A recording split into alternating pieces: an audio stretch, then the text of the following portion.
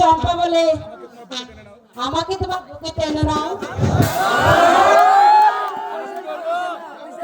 জানো চম্পা, আর রাজপ্রাসাদে যে চক্রান্তের কালো ছায়া নেমে এসেছে, তাই এখন একটু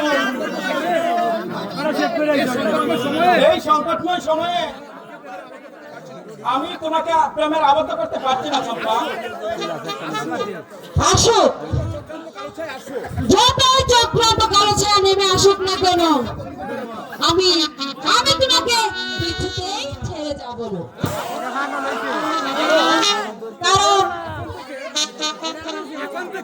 এখন থেকে আমি তোমার পিছু পিছু থাকবো। তুমি কি পারবে চম্পা আমাকে সেই চক্রান্তের জাল থেকে রক্ষা করতে? পারবো।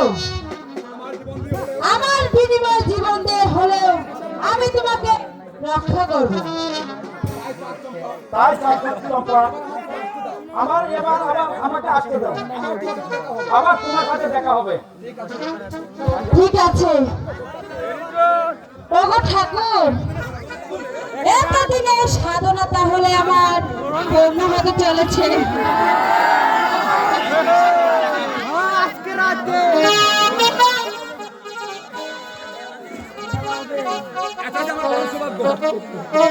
আজ আমার পরম সৌভাগ্য।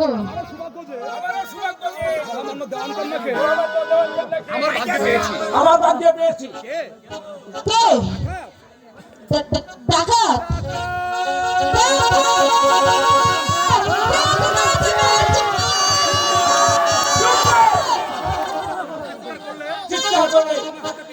আমার হাতের পিস্তল কেন বিষণ্ণরে গর্জে ওঠে।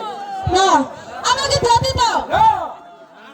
তার আগে তোমার এই মূল্যবান হার কেন আমার হাতে তুলে দাও। না,